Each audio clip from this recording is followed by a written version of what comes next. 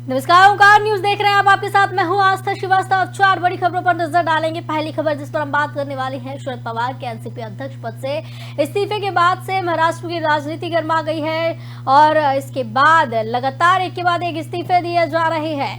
दूसरी खबर जिस पर हम चर्चा करेंगे, बजरंग दल कर्नाटक में एक बड़ा मुद्दा बन गया है। कर्नाटक विधानसभा चुनाव में इस मुद्दे को भुनाने की कोशिश में बीजेपी जुटी हुई है। तो वहीं तीसरी खबर जिस पर हम बात करने वाले हैं, अतीक के वकील को पुलिस ने रिमांड पर ले लिया है। चौथी खबर जिस पर हम बात करेंगे, कोरोना को लेकर एक्टिव केस लगातार 10वें दिन घटते हुए नजर आ रहे हैं। तो कोरोना के मामलों में जिस तरीके से उछाल देखने को मिल रहा था, अब 10वां दिन है जो अब कोरोना के मामलों में कमी देखने मिल रही। तो 4 बड़ी खबरें जिस पर आज हम चर्चा करने वाले हैं।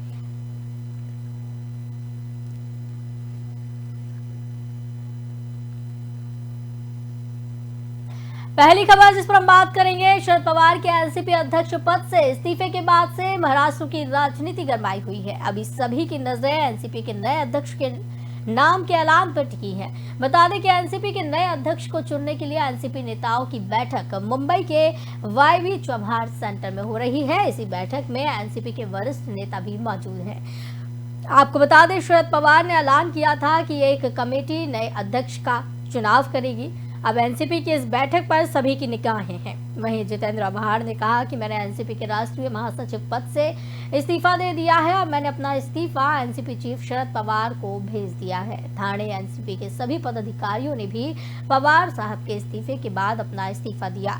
वहीं शरद पवार के एनसीपी अध्यक्ष पद छोड़ने के बाद एनसीपी में इस्तीफों का दौर शुरू हो गया है।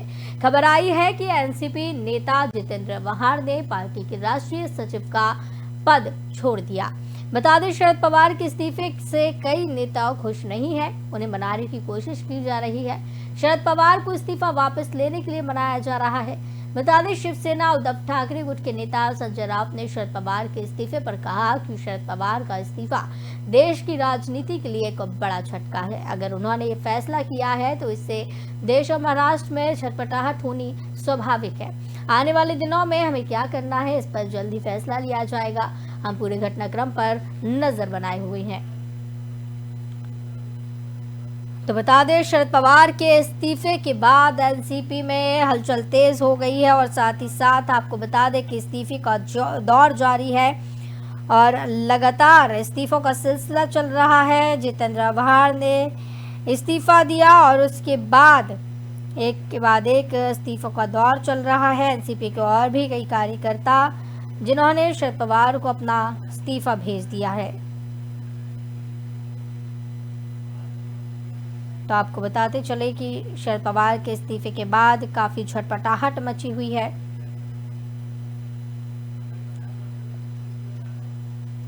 इस खबर पर ज्यादा जानकारी के लिए संतोष मिश्रा मुंबई से संवाददाता हमारे साथ जुड़े हुए हैं।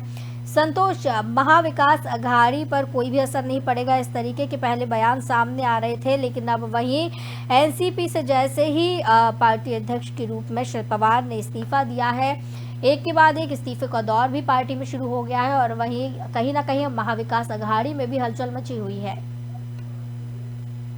देखिए, मैं आपको बताना चाहूंगा कि जिस तरह से शरद एनसीपी पार्टी में पवार साहब का इस्तीफा जैसे ही आया पब्लिकली, तब से लगातार पार्टी में हलचल मची हुई है। साथ साथ महाराष्ट्र की राजनीति में भी भूचाल आया हुआ है जी। आज स्थिति दूसरे दिन की ये है कि आज कई बड़े नेता और कई विधायक अपने पद से इस्तीफा दे रहे हैं जी। वो नहीं चाहते हैं कि शरद पवार पार्टी से हटें। उनका ये मानना है कि पवार एक मजे हुए राजनीतिज्ञ हैं, पुराने राजनीतिक चेहरे हैं और बड़े राजनीतिक चेहरे हैं। महाराष्ट्र की राजनीति में अहम भूमिका उनकी रहती है।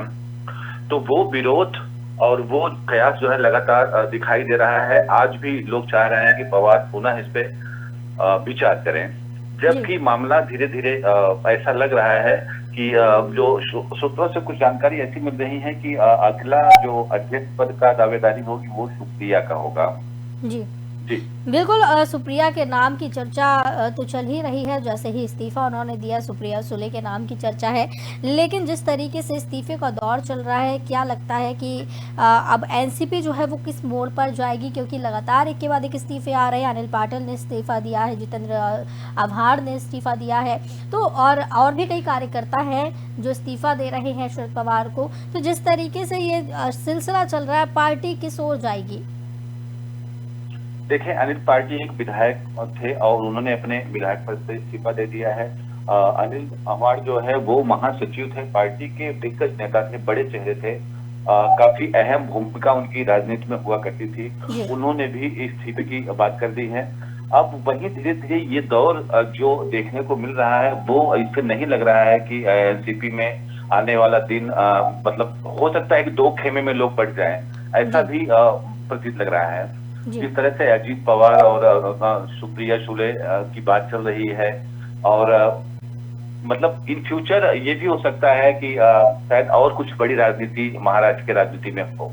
जी बिल्कुल, लेकिन सवाल ये खड़ा हो रहा है कि अनिल पाटिल ने अभी हाल ही में कहा था कि पवार साहब जो है वही एनसीपी चीफ रहेंगे, उन्हें मना लिया जाएगा। मनाने की बात उन्हें की जा रही थी, लेकिन कुछ ही देर में खबरें ये सामने आई कि उन्होंने इस्तीफा दे दिया है। तो क्या लगता है कि शरद पवार ने इनकार कर दिया दोबारा से इस पर पुनर्विचार करने का, तब जाकर के उन्होंने इस्तीफा दिया है, या फिर उन्होंने तय कर लिया था कि अगर शरद पवार वापस इसमें नहीं सोचेंगे, वह उनके हाथ में पार्टी की कमान नहीं होगी, तो एनसीपी से इस्तीफा दे देंगे और उनके समर्थक भी इसके साथ ही रहेंगे?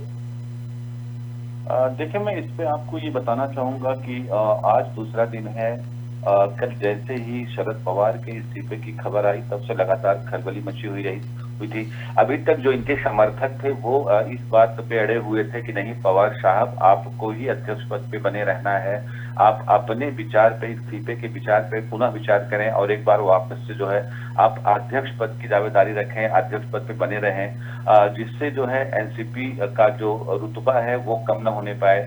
आज वही दूसरे दिन जब शरद पवार अपने बात पे अड़े रहे, उन्होंने इस्तीफे को लेकर के कोई ठोस कदम नहीं उठाया कि हाँ, मैं इस्तीफा नहीं दे रहा हूं या मैं फिर पुनः पद पे नहीं बैठ रहा हूं। तो इसके बाद से जिस तरह से अनिल पाटिल और जितेंद्र आव्हाड का भी इस्तीफा आ गया है सामने, अब ऐसे ही अगर सिलसिला चलता रहा तो कल शायद कुछ और देखने को मिले कि पार्टी के और शीर्ष नेता जो हैं, बड़े नेता हैं, वो भी अपने आप को तो पार्टी से अलग करें। कहीं न कहीं संतोष जी। जी, जिस तरीके से ये हलचल है, ये झटपटाहट देखने को मिल रही है पार्टी में, चाहे एमवीए हो या फिर एनसीपी हो, जिस तरीके से झटपटाहट है, कैसे इसे कंट्रोल करने की अब कोशिश की जाएगी? क्या आपको लगता है शरद पवार का अगला स्टेप क्या होगा, या फिर नया अध्यक्ष जो चुना जाएगा वो किस तरीके से अब इसे संभाल पाएगा? देखिए, मैं आपको बताना चाहूंगा कि ऐसा बहुत दिन बाद हुआ, या यूं कहें पहली बार हुआ कि जब शरद पवार अपनी पार्टी से अपने पद से रिजाइन दे रहे हों। तो थोड़ा सा मुश्किल भरा समय तो एनसीपी के लिए चल रहा है ये। जी। अब देखना ये है कि एनसीपी के जो बड़े नेता हैं उनका आपसी तालमेल कितना रहता है, जो आपसी मनमुटाव है, या इसके पहले जो अजीत पवार के नाम के, मुख्यमंत्री के नाम के पोस्टर लगे हुए थे कि हाँ, जनता, यहाँ की जनता आपको महाराष्ट्र के चीफ मिनिस्टर के रूप में देखना चाहती है। अब देखना थोड़ा सा दिलचस्प होगा कि अगली कहानी क्या होती है एनसीपी पार्टी की या फिर महाराष्ट्र की राजनीति की। चलिए, बहुत बहुत धन्यवाद संतोष जी हमारे साथ जुड़ने के लिए और ज़्यादा जानकारी देने के लिए। तो बता दें कि शरद पवार ने जिस तरीके से इस्तीफे का ऐलान किया, उसके बाद उन्हें मनाने की कोशिश की, और आज दूसरा दिन जब उन्हें मनाने की कोशिश की गई, लेकिन शरद पवार नहीं माने और एक के बाद एक इस्तीफों का सिलसिला शुरू हो गया। कई नेताओं ने इस दौरान इस्तीफा दिया, और शरद पवार को हालांकि मनाने की कोशिश की गई, लेकिन शरद पवार ने मानने से इनकार कर दिया। और अब देखने वाली बात यही होगी कि कौन होगा पार्टी अध्यक्ष।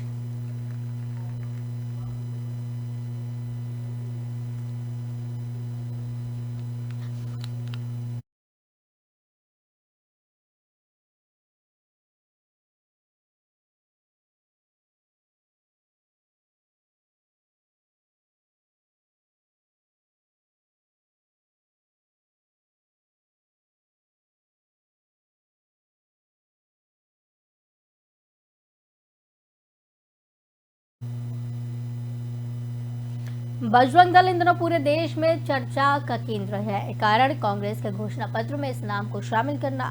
कांग्रेस ने कर्नाटक चुनाव को लेकर जो घोषणा पत्र जारी किया है उसमें कहा है कि अगर उनकी सरकार बनती है तो वो सूबे में बजरंग दल पर भी प्रतिबंध लगा देंगे। वहीं कांग्रेस के इस ऐलान के चंद घंटों बाद पीएम नरेंद्र मोदी का बयान आया। उन्होंने इसे बजरंग बली का अपमान बताया। कहा, पहले कांग्रेस ने भगवान राम को ताली में बंद किया और अब वो जय बजरंग बली बोलने वालों को ताली में बंद करना चाहते हैं।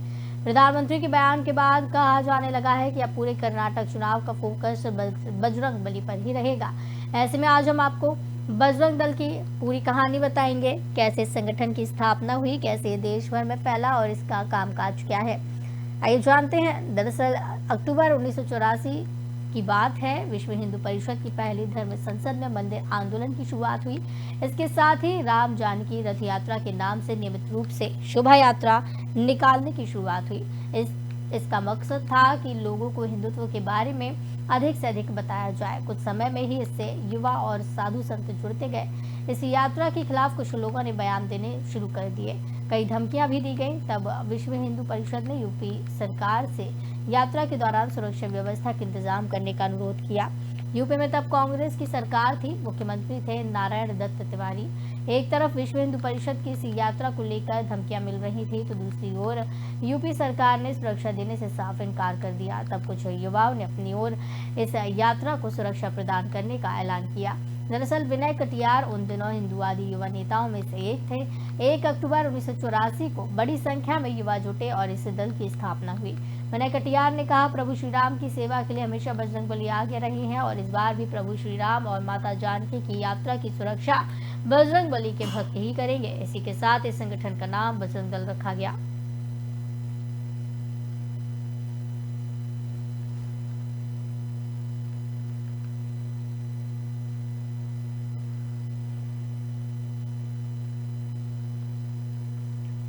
माफिया अतीक अहमद के वकील खान सौलत हनीफ को पुलिस रिमांड पर लिया गया है। मंगलवार को प्रयागराज की सीजेएम कोर्ट से सौलत की 12 घंटे की कस्टडी रिमांड मंजूर होने के बाद बुधवार को पुलिस लाइन ले गई, जहां उससे पूछताछ की जा रही है। वहीं सुबह 6 बजे सौलत की कस्टडी मिलना थी, लेकिन पेपर वर्क में लेट लतीफी होने से 2.5 घंटे देरी से मिली। नैनी सेंट्रल जेल के सीनियर जेल सुपरिटेंडेंट रंग बहादुर पटेल ने बताया कि पुलिस टीम खान सौलत हनीफ को करीब सुबह 8:30 बजे जेल से रिमांड पर लेकर गई है।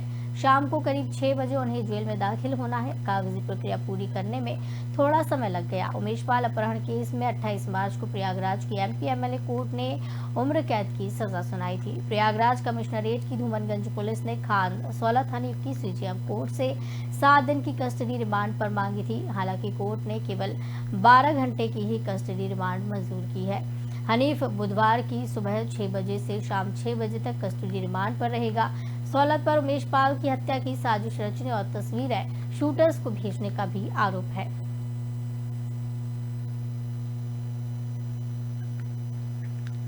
तो आपको बताते चले कि अतीक के वकील को पुलिस ने रिमांड पर लिया है। उमेश पाल अपहरण केस में उम्र कैद मिली और ये भी बता दें आपको कि अतीक के खास वकील को रिमांड पर लिया है और उसकी मुश्किलें लगातार बढ़ती हुई नजर आ रही हैं। 12 घंटे सौलत हनीफ से पूछताछ होने की बात कही जा रही है। पूछताछ के बाद ये कस्टडी दी गई है। वहीं आपको ये बता दें कि सीजेएम कोर्ट से सौलत की 12 घंटे की कस्टडी रिमांड मंजूर होने के बाद पुलिस लाइन लेकर गई। वहां पर उनसे पूछताछ हुई। सुबह 6 बजे से सौलत की कस्टडी मिलनी थी, लेकिन पेपर वर्क में लेट लतीफी होने से 2.5 घंटे देरी से मिली। नैनी सेंट्रल जेल के सीनियर जेल सुपरिटेंडेंट रंग बहादुर पटेल ने बताया कि पुलिस टीम खान सौलत हनीफ को करीब 8:30 बजे जेल से रिमांड पर लेकर गई है। शाम को 6 बजे उन्हें जेल में दाखिल होना है। कागजी प्रक्रिया पूरी करने में थोड़ा समय लग गया। उमेश पाल अपहरण केस में 28 मार्च को प्रयागराज की एमपी एमएलए कोर्ट ने उम्र कैद की उन्हें सजा सुनाई।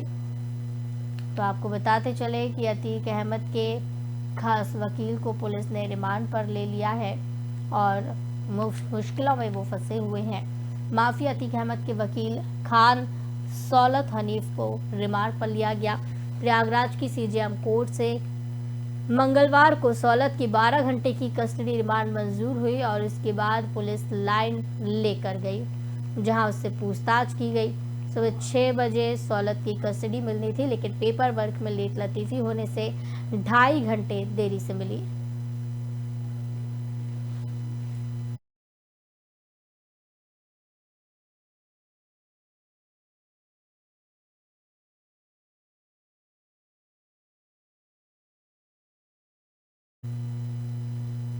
देश में बीते दिन कोरोना के 3,720 नए मामले सामने आए। 7,698 लोग ठीक हुए, जबकि 20 लोगों की इस बीमारी से मौत हुई।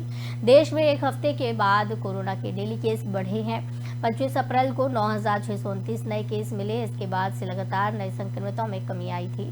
देश में एक्टिव केस लगातार 10 दिनों से कम हो रही हैं। बीते दिन 40,177 एक्टिव केस थे। वहीं 22 अप्रैल को कोरोना के 10,112 नए मामले मिले, जबकि 29 लोगों की मौत हुई। इसके बाद से लगातार नए केस 10,000 से कम मिले हैं। रविवार को 6,904 नए केस सामने आए थे। 16 लोगों की मौतें हुई थीं। सोमवार यानी कि 24 अप्रैल को 6,934 संक्रमित मिले, तो वहीं 24 लोगों की मौत हुई। मंगलवार यानी कि 25 अप्रैल को 9,629 केस दर्ज किए गए थे और 29 लोगों की मौतें हुई। वहीं बुधवार यानी कि 26 अप्रैल को भी 9,355 केस सामने आए थे। गुरुवार यानी कि 27 अप्रैल को 7,533 नए केस मिले, 44 लोगों की मौत हुई। 28 अप्रैल को 7,171 केस मिले और 40 लोगों की मौत हुई। 29 अप्रैल को 5,874 नए केस सामने आए और 25 लोगों की मौत हुई। तो वहीं 30 अप्रैल को 4,282 नए संक्रमित मिले। तो लगातार मामले कम होते नजर आ रहे हैं। इस पर चर्चा के लिए हमारे साथ डॉक्टर सिद्धार्थ गुप्ता जुड़े हुए हैं। सिद्धार्थ जी, स्वागत है आपका ओंकार न्यूज में। सिद्धार्थ जी, लगातार कोरोना के एक्टिव केस जो है वो घटते हुए नजर आ रही है, क्योंकि बीच में देखने को मिला था कि हर दिन केस बढ़ रहे थे, 10,000 के ऊपर केस पहुंचते नजर आ रहे थे, लेकिन अब 10वां दिन ऐसा है जब संक्रमितों में कमी आई है। जी, ये और भी कम हो जाएगा संक्रमण। रीजन बीइंग दैट क्योंकि इस समय अवेयरनेस भी बहुत बढ़ गई है। फिर से दोबारा से जब केसेस राइज करे गए थे तो आपने देखा होगा कि स्वास्थ्य मंत्रालय और जितने भी चिकित्सक हैं और कोविड टास्क फोर्स हैं, वो सब अपने अपने एक्शन पे आ गए थे और हम लोगों ने अपनी सारी तैयारी फिर से कर दी थी। और जहाँ तक अपने हॉस्पिटल्स की सुविधाएं हैं, जितने भी पेशेंट के हेल्पलाइन नंबर्स हैं, वो सब के सब दोबारा से रीएक्टिवेट हो गए थे। तो जैसे जैसे हमें पता लगता है कि जहाँ जहाँ केसेस हो रहे थे, तो हमने ऑलरेडी उन केसेस को जो ऑलरेडी माइल्डली भी डायग्नोज थे, तो उनको प्रॉपर्ली ट्रीटमेंट देना शुरू कर दिया था। और अभी भी देख रहे हैं वेदर डिस्टर्बेंसेस भी है, जियोग्राफिकल कंडीशंस थोड़ी ऐसी हो रही है कि जो इस समय जो मई का वेदर है वो भी बिल्कुल अक्टूबर नवंबर जैसा ठंडक जैसा बना पड़ा है। तो ये जो वेदर डिस्टर्बेंसेस है और साथ में जो इस समय प्रिकॉशंस हैं और जितनी प्रिवेंशन है, तो यही एक है कि केसेस का कम होना है। और ये केसेस अगर और बिल्कुल कम हो जाएंगे तो आई एम श्योर कि जब हम दोबारा पीक समर्स की तरफ आएंगे तब भी केसेस हमारे अपने ही बढ़ेंगे। जी सिद्धार्थ जी, तो क्या अभी भी ऐसी जरूरत है कि लोगों को जिस तरीके से गाइडलाइन जारी की गई थी सरकार की तरफ से, उन सभी चीजों का पालन करने की जरूरत है, या फिर थोड़ी ढील दी जा सकती है? फॉलो करना एक बहुत महत्वपूर्ण बात है। रीजन बीइंग दैट इसके दो मुख्य कारण हैं। प्रमुख कारण ये है कि देखिए, जैसे जब वेदर डिस्टर्बेंसेस होती हैं तो बॉडी की जो इम्यूनिटी होती है, रोग प्रतिरोध क्षमता, तो वो भी उसी तरह से रिएक्ट करती है, पहली बात। दूसरी बात, जब जब वेदर डिस्टर्बेंस होते हैं, वेदर चेंजेस होते हैं, तो हमेशा माइल्ड का फीवर, इन्फ्लुएंजा, ये वाली शिकायतें होना फिर से शुरू हो जाता है। तो इसीलिए किसी भी तरह का और संक्रमण ना हो और जितने भी जो प्राइमरी सिम्टम्स है वो तभी एट ए टाइम कंट्रोल हो जाए, इसलिए गाइडलाइन को फॉलो करना आवश्यक है। जी बिल्कुल। और जिस तरीके से कोरोना केस अभी बीच में देखने को मिल रहे थे, ऐसी स्थिति बनती नजर आ रही थी सिद्धार्थ जी कि फिर से ऐसी स्थिति ना बन जाए कि लोगों को डराने लगे ये संक्रमण, लोग घर से ना निकल पाए, लेकिन अब वैसा कुछ देखने नहीं मिल रहा है। कहीं ना कहीं अब बेहद ही कमी देखने को मिल रही है। तो क्या आपको लगता है कि सरकार की तरफ से ऐसी कोई पहल की गई है, या फिर लोगों की जागरूकता है, इन सभी चीज़ों की वजह से ये इस तरीके की स्थिति बन रही है कि कोरोना में कमी देखने मिल रही है? जागरूकता है। और दूसरी बात, Covid task force, health care workers, primary care centres, hospitals में सब जगह व्यवस्थाएं अपनी पूरी हैं, अपनी टेस्टिंग सेंटर्स पे तैयारियां पूरी हैं। तो हम तो यही चाहते हैं एज अ डॉक्टर कि सब लोग अपने अपने प्रिकॉशंस रखें, प्रिवेंशन रखें, स्वस्थ रहें और अपने आसपास अपने समाज को भी स्वस्थ रखें। जी, चलिए बहुत बहुत धन्यवाद सिद्धार्थ जी हमारे साथ जुड़ने के लिए और ज़्यादा जानकारी के लिए, चर्चा के लिए। तो 4 बड़ी खबरों पर आज हमने चर्चा की। फिलहाल मेरे साथ इतना ही। आप देखते रहिए ओंकार न्यूज़। नमस्कार।